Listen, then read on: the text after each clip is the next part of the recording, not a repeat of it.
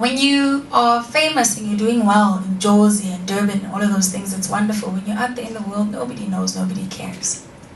So you've got to be willing to work your way up again. You've got to be willing to sell. And I think to some people it might be difficult once you've tasted stardom to go down again to being an unknown. But it's part of the journey. You know, you've really got to be willing to do the work again, all over again. And it's tough, Jay. It's like a whole different world. So it might be slower in some ways. We've been very fortunate. This has been a 2-year process. The first year was my team, my manager in particular, just garnering or sussing out a team of people that we needed to work with in the States, including a manager, a booking agent. We used to be with Paradigm, who are the same booking agent as the Black Eyed Peas. We have a fabulous publicist that's based in California and a manager based in New York. So you always need people that know the environment in order to work it. And they work the whole of North America. So it's not just the United States, it's also Canada. And yeah, so in 2011 then we did our first tour, and it was really, every single venue was sold out, which surprised me, you know, because for us the tour was just to suss out firstly if there was an appetite for what I do.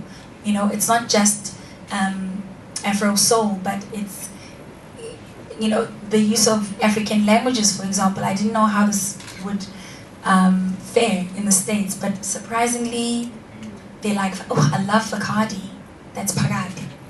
You know, they just love it. And Wampalia, and Hamba, my word, Washington in particular loves Hamba. So it surprises me, but people don't know what I'm saying.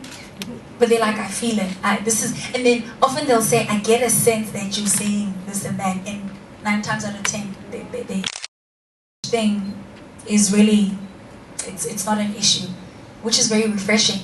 And I think one of the things that I really enjoyed about my American experience is that I was just left alone to be me. I didn't have to fit into the American dream. They just found a freshness in what we offer. And they love the band. They go, I mean, I had people that go, wow, Lira, you're great, but you're bad. You know? So, and that's always what I wanted to have in terms of a band, because I feel all of us have a unique space that we occupy. None of them can take my place. I can't take his place. He can't take, you know what I mean? So each of us occupy a very, we need to be present in the space that we fill. So because nobody can do what we do in our spaces as best as we can. So our philosophy is to do it like our life depends on it. But mostly just to do it because we're grateful and we love what we do. And I feel that is a language that the human being will understand. It doesn't matter where we are in this planet. So it's quite lovely.